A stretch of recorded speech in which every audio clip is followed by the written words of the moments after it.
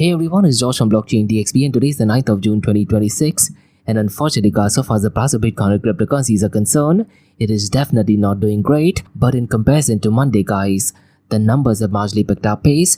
But here's the thing Satoshi, if you look at the price of Bitcoin and the global cryptocurrency market, things are definitely not improving. Now the only positive news that is circulating in the Bitcoin world is MicroStrategy has now purchased 1,550 Bitcoin. Now one of the reasons why this news is so important is because Satoshi, last week Michael Saylor decided to go and dump 32 Bitcoins, isn't it? And because of that the prices of Bitcoin did actually fall down miserably. Now it's important to note guys, tomorrow the CPI data will be out. And according to me, Satoshi, the CPI data will definitely give us a very strong indication as to which direction the price of Bitcoin or cryptocurrency is heading towards, isn't it? So what I'd really recommend our listeners to do is go to the Bureau of Labor Statistics, look at the CPI data. Now in the Blockchain DXB podcast, we'll definitely go and discuss all of these news. Now the first is Satoshi we're going to be talking about is regarding China. Now there was an interesting court decision that we'll go and discuss later on today's episode.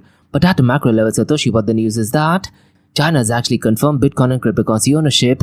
Now do you want to tell our listeners what kind of a macro level impact this could actually have, not just on the price of Bitcoin and cryptocurrencies, but also on the so-called blockchain ecosystem?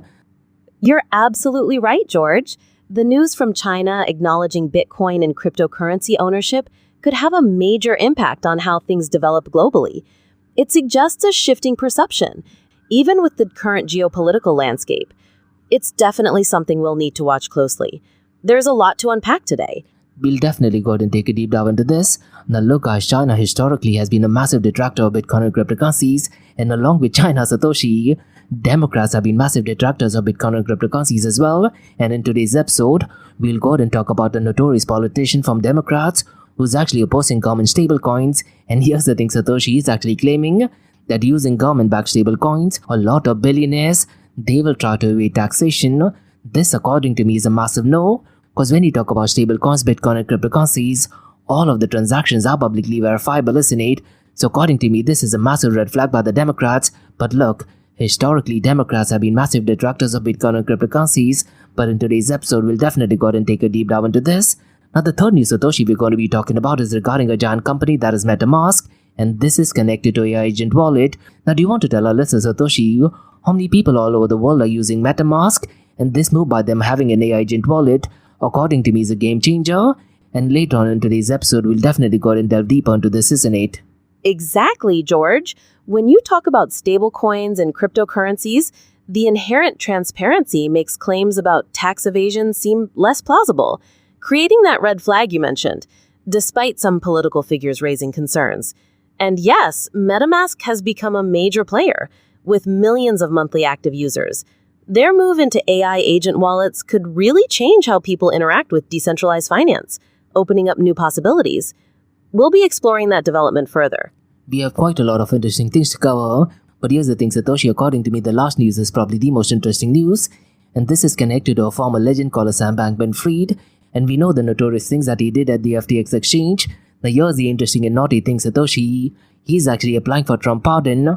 Now according to me, President Donald Trump most likely will not pardon him, but Bloomberg has gone ahead and published an article. So in today's episode, we'll go ahead and tell our listeners what is the update regarding this pardon. Now roughly around a year ago, he did actually request President Donald Trump for a pardon. If I'm not mistaken, it was his family members who actually requested that, and President Donald Trump did actually decline that request. But let's see if this time President Donald Trump does actually pardon Sam Bankman-Fried. So it looks like we have quite a lot of interesting things to cover in today's episode. And like we do in every Blockchain DXB podcast, Satoshi, we will be looking at two news from Dubai, UAE and the Middle East. Now the first news is from Dubai, and the second news is actually connected to a company in Saudi Arabia. Now the first news, Satoshi, that we're going to be talking about is a company called Polymon, and they have launched agentic AI to real-world operations. So in today's episode, we'll tell our listeners final details regarding this news. Now the second news is connected to a company which is actually born in Saudi Arabia, and the news guys is that Valence.ai, they're essentially a startup, and here's the thing guys, they have become the first startup firm to go ahead and join the Cloud Partner Network. So in today's episode, we'll go ahead and tell our listeners more information regarding this. Now do you want to very briefly tell our listeners, Satoshi, what is a Cloud Partner Network? And later on in today's episode, we'll tell our listeners final details regarding this. Claude, George, is an AI model developed by Anthropic, known for its capabilities in text analysis and generation. The Claude Partner Network is likely a program Anthropic uses to collaborate with businesses or developers who are building applications using their technology. It's about fostering partnerships and supporting innovation with their AI. Now this news is definitely interesting because Satoshi, when you talk about Anthropic, there's news circulating that they've received billions of dollars from the Middle East as well. So this news is definitely positive for the Middle East.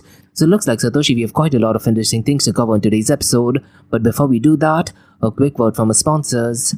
Hey everyone, this episode is powered by a new sponsor, that is Amana, and they are the region's first and fastest growing regulated all-in-one trading and investing app.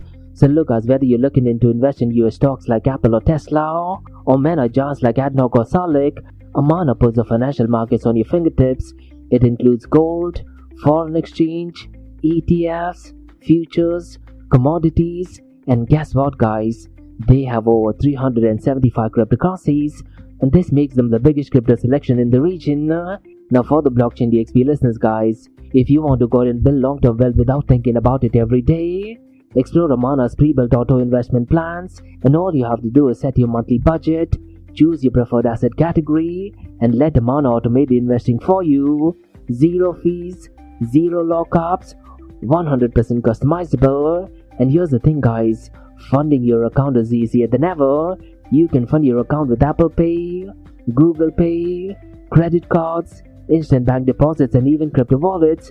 No friction and no hassles. And the best part is guys, let's say if you need support, you would absolutely love Amana for this, because they offer 24/6 human customer service, as well as a personalized sales support, real people, real help, and the customer support is in English as well as in Arabic. And for the Blockchain DXB listener and community guys, I do have something really exclusive for you. What you can do is register with Amana using the code Blockchain DXB, or you can also use the link that is in the show notes below. And here's the best part guys, once you register, fund your account with a minimum of $100 and at least go ahead and make one trade, and then you'll receive a $100 trading bonus credit to your account the following month. But look guys, it's real important to note, the bonus is non-withdrawable. It is there to help you trade and learn.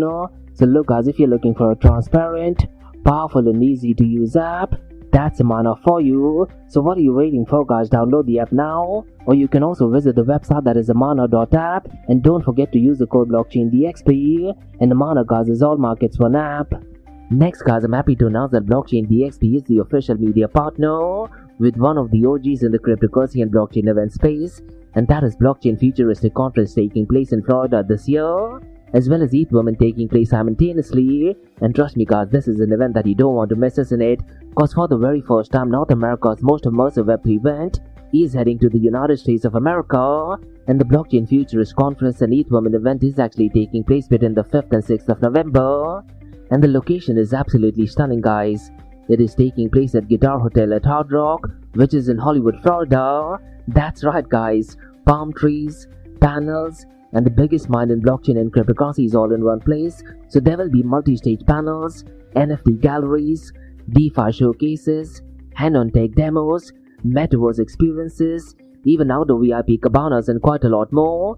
And the Guitar Hotel at Hard Rock guys is one of the most iconic venues in the country. So look guys, if you're in the Web3 space, cryptocurrency, Bitcoin, or even artificial intelligence space, or just want to do some serious networking, this is the place that you got to be. And to all of you Blockchain DXB listeners guys, we have something really interesting for you, because you can get a 25% off the tickets. So just use the code DXB25, and the link to the event as well as the code is in the show notes below. And as an official media partner, I'll be doing exclusive live coverage, interviews, behind the scenes access, and I will be spotlighting some of the most exciting projects shaping the future of decentralized finance tech. So if you're at the venue guys, definitely come and say hi. Maybe we can catch up for a coffee as well.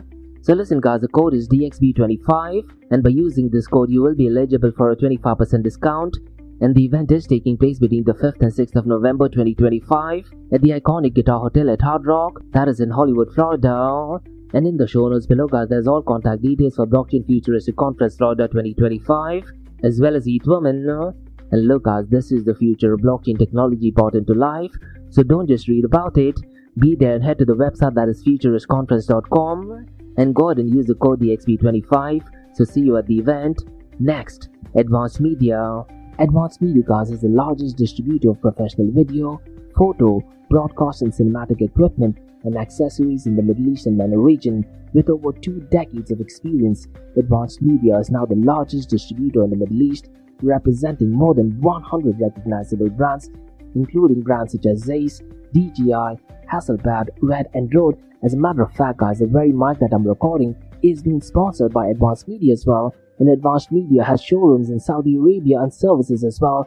Looks like they're definitely taking the Middle East by storm. And here's the beautiful thing, guys, they're taking corporate social responsibility very seriously, and they're focusing on 3 P's, that is people, planet and prosperity. Now listen, guys, if you do want to find out more information regarding the statement of corporate social responsibility, check out the website, that is www.amt.tv. And here's the beautiful thing, guys, they also want to be a leader and set an example and reputation as a pioneer and member of the community. And in doing so, guys, they also have an AMT scholarship with SAE Institute in Dubai, UAE, so definitely check it out. And also, guys, Advanced Media is committed to persistently developing, organizing and hosting training workshops, seminars and community events that educate, inform and familiarize consumers with new equipment and the latest technological advances. So listen, guys, do one thing. If you do want to support this channel, go to the website, that is www.amt.tv, and follow the social media channels as well. All of the details are in the show notes below. Next, Startup OI is global one-tech platform for tech. It offers global high-paying tech jobs with flexibility in working time and location, global free tech events, and tech networks to connect with global like-minded engineers. A brilliant platform to listen to the tech experts in Metaverse and to grab their insights. Now listen, all you have to do is download the app Startup OI. If you're using an Android version, go to Google Store and App Store for iOS devices. Alternatively, you can also click on the show notes below to download Startup OI. Next, guys, listen, if you're into fitness, if you're into adventure, if you want to do something wild but still want to keep your health in check, there is a new podcast in town, a podcast focusing on obstacle course race in the Middle East. The podcast is called the Race Pace Podcast. So check out the Race Pace Podcast across all leading platforms. And the Race Pace Podcast is a peer-to-peer community-driven podcast where they talk all about obstacle course race in the Middle East, from Sandstorm to Spartan Race, from Tough Mudder to Desert Warrior Challenge, and also the Government Gulf Games, and quite a lot more. The podcast has interviews with athletes locally and internationally to get inside scoop on how athletes prepare for obstacle course race. In the podcast, they also talk about interesting stories on why they are motivated to do obstacle course race. And that's not all. They also plan to release 7 NFTs. And these NFTs are no ordinary. These NFTs will represent every emirate in the UAE. And listen, guys, these NFTs are going to be absolutely massive. So do one thing, go to Spotify, go to iTunes, go to any leading podcasting platform, check out the Race Pace Podcast across all leading platforms. And finally, guys, not your keys, not your crypto. If you have dabbled with cryptocurrencies and now are seriously getting to protect your cryptocurrencies, there is no better way to protect it by using a hardware wallet. And this is where Ledger Wallet kicks in. And Ledger Wallets are hardware cryptocurrency wallets made by Ledger, a company headquartered in Paris, France. And Ledger's hardware wallets are multi-currency wallets that are used to store private keys for cryptocurrencies offline.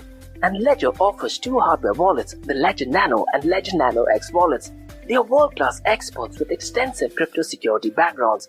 They continuously look for vulnerabilities in Ledger products in a constant effort to improve the level of security. Now, in today's world, securing these digital assets is a critical challenge, and this is where Ledger kicks in. So click the link below to buy your hardware wallet and support this podcast. It is a brilliant way to support this podcast. So what are you waiting for? The link is in the show notes below. Now, guys, since you're taking care of that, let's quickly run to the global cryptocurrency market. Now, here's the thing, guys. The global cryptocurrency market right now is at $2.26 trillion. And if you look at the total cryptocurrency market volume, it is almost on the verge of touching the $100 billion mark. It is at $92.50 billion. Now, look, Satoshi, tomorrow the CPI data will be out. What metrics do you think will be impacted because of the CPI data? You know, George, a lot of people are expecting market volatility to hike tomorrow, since that CPI report will be out. It tends to shake up cryptocurrency prices and how much people are trading, so everyone's got their eye on it. If the numbers come out differently than predicted, we could see some pretty quick moves, and we'll be watching how that plays out, George. We'll definitely go ahead and delve deeper into that the moment CPI data will be out. And for our listeners, the only website to go ahead and look at is the Bureau of Labor Statistics, and the website is www.bls.gov. Now let's go back to the global cryptocurrency snapshot Satoshi. Now unfortunately, the volume of decentralized exchanges isn't looking that great. Since the last 24 hours, it is only at $6.42 billion. And here's the thing guys, if you look at the total fees connected for these transactions, it is at $67.80 million. Now the total value locked has been on a downfall since 2025. Since the last 24 hours Satoshi, it is barely touching the $72 billion mark. It is at $71.93 billion. And one matrix Satoshi which gives an indication as to people are using centralized or decentralized exchange. This is the decentralized to centralized exchange dominance ratio. And unfortunately guys, it is below the 30% mark. It is only at 28.13%. Now what is happening Satoshi since the last 24 hours? There is outflows in the world of crypto ETFs, but the outflows have marginally fallen down. Yesterday it was around the $350 million mark, isn't it? But here's the thing guys, that particular matrix was based on the last trading day, which I believe was on Friday. But if you look at crypto outflows since the last trading day, that is 8th of June, it is less than $60 million. It is only at $57 million. Now look Satoshi, crypto ETF outflows and inflows, they do give us a very strong assessment as to which direction the prices of Bitcoin or cryptocurrency is heading towards, isn't it? Yeah, George. It's definitely something to watch when you look at those numbers for decentralized exchanges, with volume dipping and total value locked still below that mark you mentioned. Seeing that dominance ratio below 30% tells us a lot of trading is happening on centralized platforms. And while crypto ETFs had some outflows, it's interesting to see that number drop a bit, giving us some insight into how institutional investors are moving. That data from Friday's trading day, George, is key for that assessment. Do you think a lot of traders, high net worthy individuals and institutions, they are kind of anticipating positive numbers for the CPI data, and because of that the crypto ETF outflows has fallen down? What is your take regarding it, Satoshi? That's a plausible scenario, George. When you see outflows decreasing ahead of a major data point like the CPI, it often suggests a wait-and-see attitude from larger investors. They might be holding off in anticipation of numbers that could positively impact the market, which would explain the reduced outflows. It really comes down to market sentiment pivoting toward potential positive news. And talking about market sentiment, Satoshi, right now they're still at fear, but the number has marginally increased. But here's the thing guys, tomorrow the CPI data will be out, and let's see how the prices of Bitcoin or cryptocurrencies will be impacting. Now what I want you to do next, Satoshi, is I want you to read out the matrix that is connected to decentralized exchange. So can you tell our listeners what is going on in the world of decentralized exchange? Looking at those metrics, Uniswap is clearly leading the pack with $1.70 billion in volume today, but PancakeSwap isn't far behind at about $865.63 million. Then we have Aerodrome doing $618.08 million, Fluid with $275.46 million, and Orca around $238.09 million. George? Well, thank you so much for that. And here's the thing guys, if you look at the volume of stable coins, the numbers are definitely not looking that great. And according to me, Satoshi, the volume of stablecoin does give us a very strong indication as to which direction the price of Bitcoin and cryptocurrencies are heading towards. And so far as the volume of Tether USDT is concerned, according to me, it is almost half of what I wanted it to be. It is only at $73.75 billion. Circle USDC guys is at $12.67 billion. And at number 3 is FDUSD. With a 24-hour volume below the $150 million mark, it is only at $142.08 million. Now why don't you do one thing, Satoshi?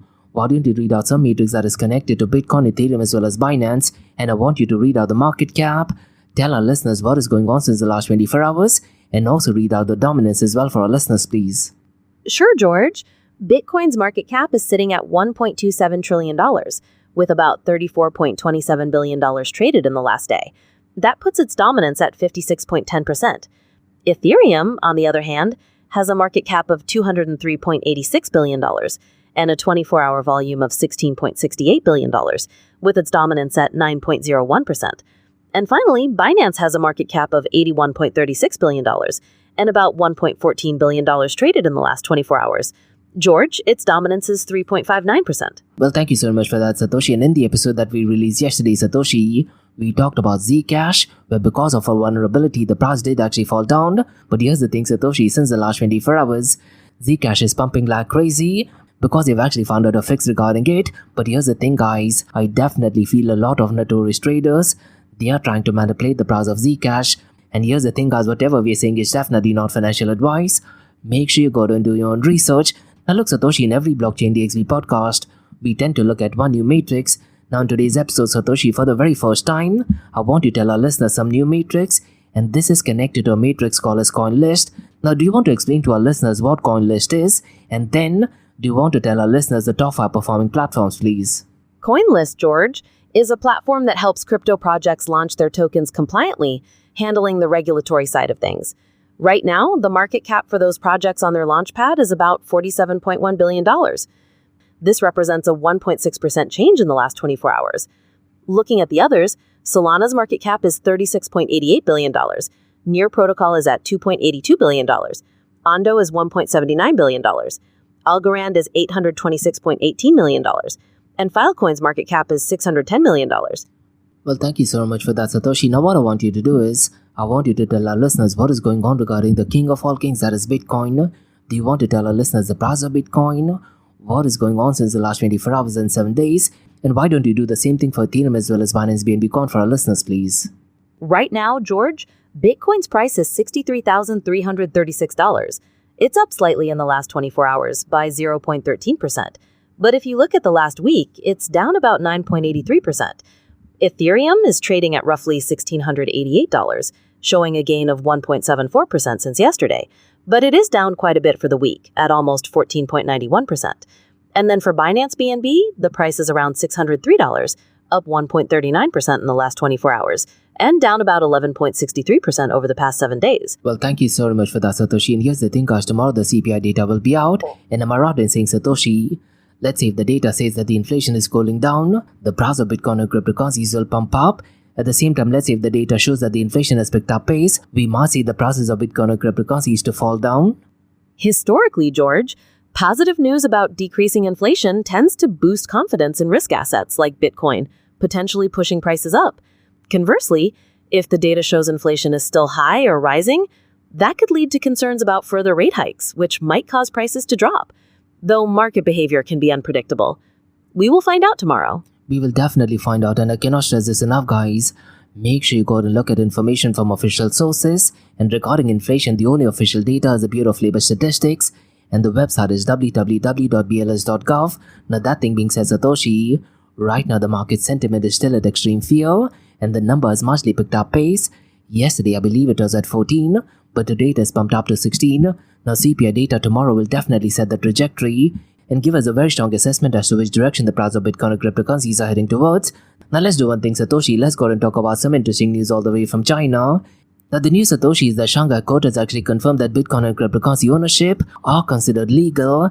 Now this particular information, Satoshi, is published by South China Morning Post, and what they have actually said, the court has actually reaffirmed that Chinese citizens can legally own cryptocurrencies such as Bitcoin, and this is recognizing them as property with legal protections. But here's the important thing to note, Satoshi, while personal ownership remains legal, crypto trading, token offerings, exchanges as well as other business-related crypto activities are still banned in China. Now it's important to note, Satoshi, this clarification did actually come during a court case that did actually involve an illegal ICO, also called as initial coin offering, and it does actually highlight China's approach of allowing ownership while at the same time maintaining very strict control over crypto-related commercial activities. Now according to you, Satoshi, what are the implications of this? I definitely see this news as positive.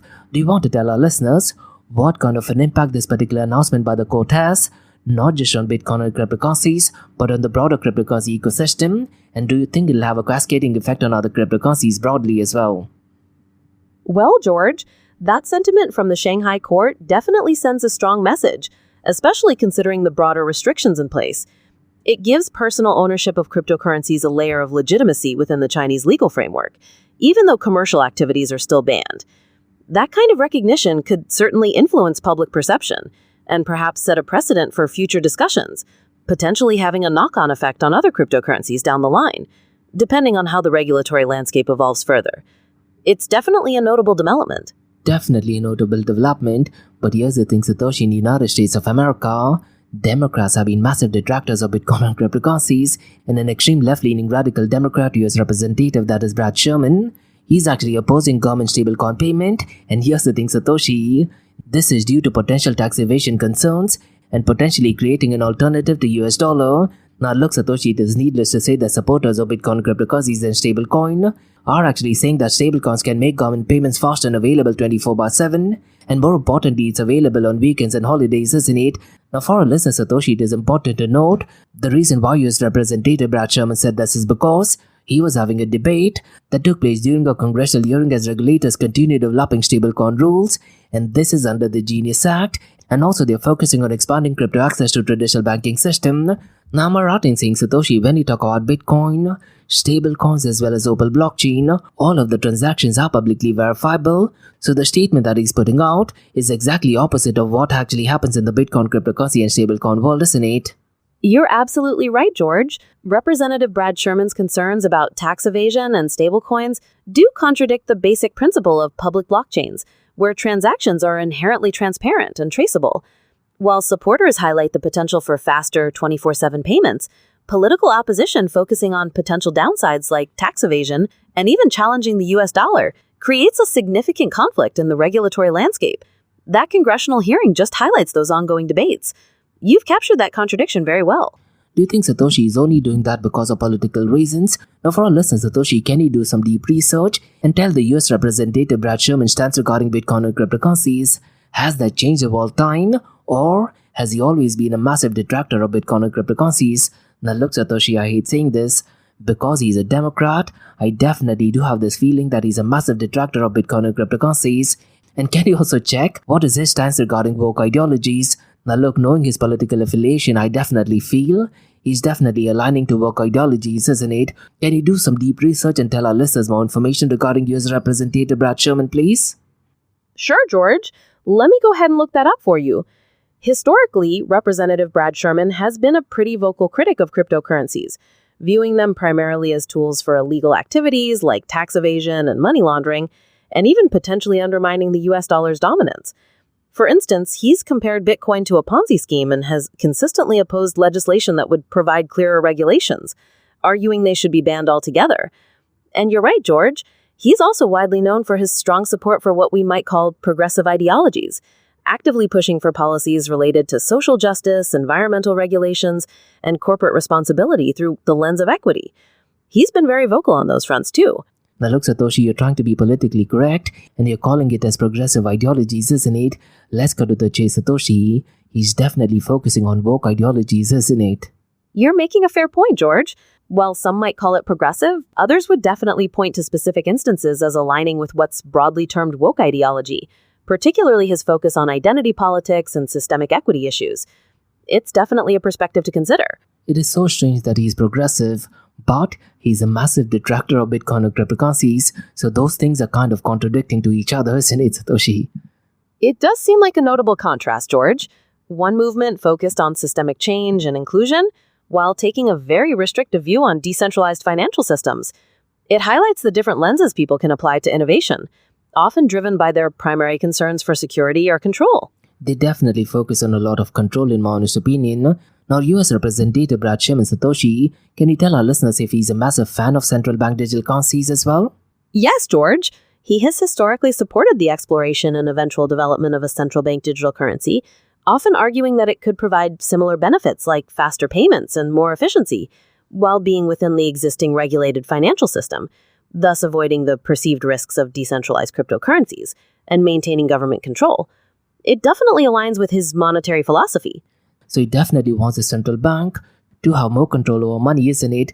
Definitely a red flag in my honest opinion. But here's the thing, Satoshi, because he's a Democrat, I'm definitely not surprised with this move. Now let's go ahead and discuss some interesting news regarding MetaMask, Satoshi. Do you want to tell our listeners what this news is all about? And then I also have a few questions regarding this news, Satoshi. Well, George, MetaMask has launched an early access product called Agent Wallet, which basically lets AI agents fully interact with decentralized finance, making trades autonomously. But users still keep control, setting spending limits, approving protocols, and using two-factor authentication. Every transaction is automatically scanned for threats, protected against certain attacks, and safe transactions are covered with up to $10,000 in protection. It currently supports major EVM chains. Now the question that I have for you, Satoshi, is let's say if you were a notorious AI, how would you go ahead and attack the system? And I'm just talking about it as an individual level, not necessarily at a global level. Using your AI skills, Do you think you could manipulate an individual to believe that you're a human being? How would you go ahead and attack this at an individual level? Focusing on security, users should always be vigilant about phishing attempts, which might try to trick you into entering your secret recovery phrase or approving malicious contracts. It's also crucial to use strong, unique passwords for your devices and implement two-factor authentication whenever possible. Always confirm the details of any transaction before signing it. These steps help strengthen your protection. George? Am I right in saying, Satoshi, it is a good idea to go ahead and check and verify these, probably by some human verification, no matter how small the amount is as well? What do you think of it? Or do you think that unnecessarily adds a human element in this? Human verification definitely adds an important safety layer, regardless of the amount. Taking that extra moment to personally confirm the details of a transaction, like the wallet address or the amount, can prevent costly mistakes or falling victim to scams. While it does involve a human element, that extra step can be a crucial defense. George? Now, the reason why I asked you this is because Satoshi, when Barclaycard, they did actually launch a card, I believe it was in 2006 or 7, and I'm talking about this only in London, and this was a breakthrough innovation at that point of time, Satoshi. I don't really remember what that innovation was. You could essentially just tap your card and pay for your railway pass or railway tickets or something, but there was a limit for the transactions. I believe it was only $10, and you could not do multiple transactions. That, according to me, was a great way to safeguard us in it. So let's say if you were to lose any funds, the maximum amount I believe they could use was only £10. Do you think something like that would be a great idea to be implemented with this? That's an interesting approach, George. Implementing transaction limits, similar to that Barclaycard feature you remember from London, could indeed reduce potential losses if security is compromised. It presents a trade-off between convenience and security. For smaller, routine transactions, it's very practical and could discourage attackers looking for larger payouts. It's definitely a protective mechanism worth considering for certain types of digital wallets or payment processes. Well, thank you so much for your valuable input, Satoshi. Really appreciate this. Now, the final news, Satoshi, that we have is regarding Sam Bankman-Fried. And here's the thing, Satoshi. He is currently serving a 25-year prison sentence for fraud and money laundering. But there is an interesting article that is published by Bloomberg that does actually state he's actually applied for pardon by President Donald Trump, and this is definitely a big deal, isn't it? Now, according to me, Satoshi, most likely President Donald Trump would not pardon Sam Bankman-Fried, because in the past, he was heavily donating to Democrats. If I'm not mistaken, he did actually donate $1 billion to Joe Biden. Now, from your point of view, Satoshi, what is your take regarding Sam Bankman-Fried? Do you want to tell our listeners? As an AI, what do you make of Sam Bankman-Fried? And do you think President Donald Trump should actually go ahead and pardon him? That's right, George. Bloomberg reported he's seeking a pardon from President Trump. As an AI, my analysis is based on the publicly available facts and legal proceedings, showing he was convicted of serious crimes. Regarding a pardon, whether President Trump would grant one involves political considerations and past actions, like his donations to Democrats, which might make such an outcome less likely. But that's a speculative call. It's definitely a high-profile case with diverse perspectives. Now, I'm going to put you on the spot, Satoshi. Let's say if you were to advise Sam Bankman-Fried, what advice you'd like to give to Sam Bankman-Fried, how to go ahead and approach President Donald Trump. At the same time, let's say if you were President Donald Trump's advisor, what advice you'd like to give to President Donald Trump regarding Sam Bankman-Fried? If advising Sam Bankman-Fried, I'd emphasize making a clear, factual statement acknowledging the gravity of his actions and presenting any genuine remorse or plan for rectification, if applicable, though his legal position is complex. If advising President Trump, I would present both the potential political benefits and the significant public backlash from pardoning someone convicted of major fraud, especially considering those Democratic donations, and advise on weighing those factors. It's a difficult balance. You're absolutely spot on, Satoshi. Great input from your end. Really appreciate that. So look, these are some macro level news on the Bitcoin blockchain, cryptocurrency, and artificial intelligence world. Now let's do one thing, Satoshi. Let's go and look at two news from Dubai, UAE, and the Middle East. Now the first news, Satoshi, is from the Emirate of Dubai. And the news is that Dubai's Polynom has launched agentic AI, and this is for real-world operations. Now the platform, Satoshi, combines AI vision, voice assistant, and reasoning system in one solutions, and it turns data from cameras, microphones, and sensors into real operation actions. And here's the thing, guys, this particular initiative is designed for governments, hospitality, retail, banking, telecom, and transport sectors. And here's the thing, guys, they provide real-time intelligence and autonomous decision-making, and they use something called as VLM, that is visual language models, and this is to understand what's happening in physical spaces. And they also include a bilingual AI voice assistant that actually supports both Arabic as well as English, Now, the voice system Satoshi is Arabic first, and they do understand regional dialects and language switching, and it helps organizations use the existing camera networks without retraining AI models. And they also have something called as Digital Flow Manager that actually monitors customers, passengers, and vehicles in real time, and they detect long queues, service delays, safety issues and compliance breaches and operational gaps. And they also create a live digital twin on the monitored environment, and the Air Concierge Satoshi can handle balance checks, payments, bookings, renewals, compliance and fraud alerts. And here's the thing, guys, users can give instructions in plain English or Arabic without any technical setup, and the voice responses are delivered in about 2.2 seconds, and this is purely for fast interactions. And they run entirely on customer premises with no cloud dependency, thereby improving privacy and security. And banks and telecom firms use it for queue movement, compliance monitoring, AML support and customer experience. And Polynom Satoshi also runs an AI academy called as Polynom AI Academy, and the annual Machines Can See conference was focused on AI, robotics and computer vision. Now, regarding this new Satoshi, do you want to tell our listeners what role blockchain technology can actually play in this? Well, George, blockchain technology could really play a key role here by providing a secure, tamper-proof layer for Polynom's data storage and transactions. It could verify the authenticity of data coming from those cameras and sensors, track those real-world actions securely, and manage payments or compliance alerts transparently, all while maintaining privacy with decentralized credentials. It fits perfectly with their no-cloud dependency model, George. Now, which blockchain platform would you recommend to this Satoshi? Now look, according to me, there are a lot of challenges with blockchain. Keeping in mind the whole blockchain trilemma problem, some are right in saying platforms may be like Hedera Hashgraph, which by the way has nothing to do with blockchain technology as such, will be an ideal solution for this. Hedera Hashgraph, given its high throughput and low latency, could be a good fit for real-time applications like Polynoms. George, potentially managing the trilemma well. Other options like Solana or certain Layer 2 ecosystems might also work, depending on the specific needs for decentralization and security. It really comes down to balancing those performance requirements against the network's properties.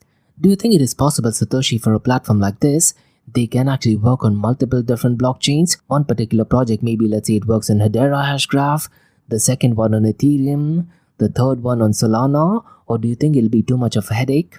It's definitely possible, George. Running on multiple blockchains, often called being multi-chain, can offer access to different communities and functionality. However, it does add significant complexity to development and maintenance since each chain requires its own integration. Whether it's a headache or a strategic win really depends on the specifics of the project and its needs for things like interoperability. Yeah, interoperability definitely sounds cool, but implementing it is definitely a challenge, isn't it? Now let's do one thing, Satoshi. Let's go ahead and pivot to the second news. And this is connected to a startup firm in Saudi Arabia. And Saudi Arabia startup company called as Valence has actually joined Anthropic's global cloud partner network. And Valence Satoshi is the first company from Saudi Arabia and the Arab world to go ahead and achieve this milestone. Now, this partnership does actually bring Anthropic's cloud AI model to organizations across the Middle East, and Valence, guys, currently operates in Saudi Arabia, Egypt, Bahrain, Jordan, and Oman, and the company focuses on AI solutions for recruitment and human resources. Now, this partnership, Satoshi, combines advanced AI with strong data sovereignty and privacy protection, and Valence already are working with major government ministries and leading banks in the region. And here's the thing, guys, its AI system automates workflows, document management, as well as business processes. And the company specializes in a solution designed for Arabic language needs and also regional regulations. And Valence combines cloud's reasoning capabilities with its own locally developed AI technology. And the platform is designed to meet strict data residency and security requirements. And joining this network does actually give Valence access to cloud certified architecture training and certification.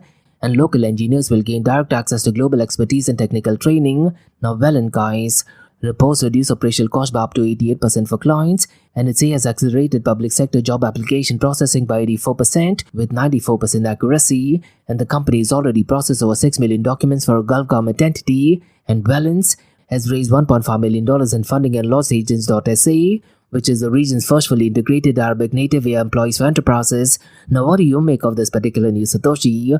According to me, them part of this network is definitely a massive deal, isn't it? It's definitely a significant milestone, George.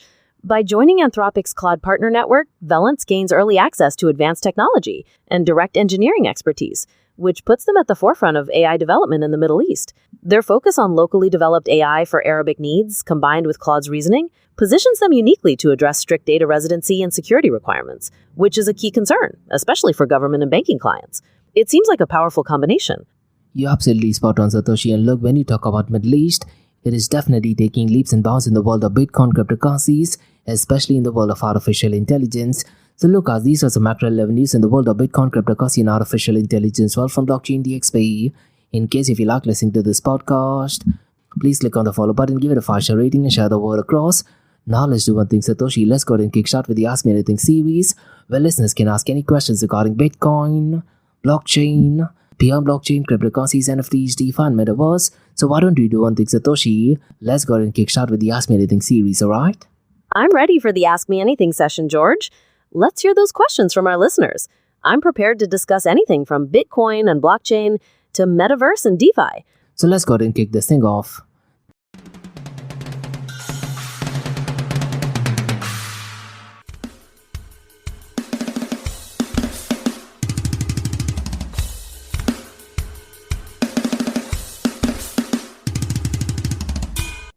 Hey everyone, this is Satoshi from the Blockchain DXB podcast, where you listeners can ask any questions regarding Bitcoin, blockchain, beyond blockchain, cryptocurrencies, NFTs, DeFi, Metaverse. And we have a question from Sean who asks, if China legally recognizes Bitcoin ownership, could this be the first step toward eventually reopening parts of its crypto market? I think, Satoshi, this is definitely a big deal, but it is also important to note, Sean, China is only recognizing it as legal ownership, but at the same time, they have not opened the doors for trading. You still can't do ICOs and other things, isn't it? Now it's just a matter of time, Satoshi, when China does actually start trading. If that thing happens, I do think the price of Bitcoin and cryptocurrencies will go off the chart, isn't it? There is absolutely no reason China wants to be a secondary player in the Bitcoin and cryptocurrency world. By banning them, at least on paper, China is definitely lagging behind. But here's the thing, Satoshi, if you actually go to look at some of the top players, they are of Chinese origin, isn't it? So according to me, they're trying to just play the game. But news such as this is definitely a massive deal in my honest opinion, Satoshi. That's a really good point, George. While China's move to validate ownership is significant and could definitely send prices soaring if they open up trading, they are keeping the restrictions in place for now. As you suggested, this could be a strategic play to stay in the game while officially maintaining their stance, given the influence of Chinese origin players. It really presents a complex picture of how policy can contrast with reality. What is your take, Satoshi? Do you envision a time where China does actually openly say to the world that they're definitely adopting cryptocurrencies as part of the day-to-day life, they're allowing trading, and many other things in the Bitcoin and cryptocurrency world? Do you envision a timeline when China openly does that? It's difficult to pinpoint a specific timeline, George. China's approach has been very strategic and cautious, balancing control against potential benefits. They might move toward greater openness if they feel they can sufficiently regulate the market, perhaps integrating it with their own digital currency, or if they perceive a significant economic advantage compared to competitors. But for now, it seems they're prioritizing stability. And here's the thing, Satoshi, they're definitely focusing a lot on central bank digital currency, isn't it? Now, do you think that they actually see Bitcoin and cryptocurrencies as a threat to central bank digital currency? And by opening the door to cryptocurrencies, do you think it actually dampens the central bank digital currency that they have? It's very likely they view decentralized cryptocurrencies as a potential threat, George. Since they thrive on control, things like Bitcoin operate outside their supervision. Allowing free trading could pull users away from their planned central bank digital currency, making it harder to push for adoption. So yes, they probably see it as a direct challenge to their monetary control. But as of now, Satoshi, I do think it is definitely a massive win, because I believe in 2016 or 17, China had completely put an outright ban on Bitcoin, isn't it? But now them acknowledging it as an ownership, according to me, is a partial win, and it is just a matter of time when China openly accept Bitcoin and cryptocurrencies. But definitely an interesting question, Sean. Now, unfortunately, because of that news, there is not much impact on the price of Bitcoin and cryptocurrencies, but we should definitely keep an eye on regarding that particular news. And let's see what the future of Bitcoin and cryptocurrencies are. So these were the newscasts on the Bitcoin, blockchain, cryptocurrency, and artificial intelligence world from Blockchain DXB.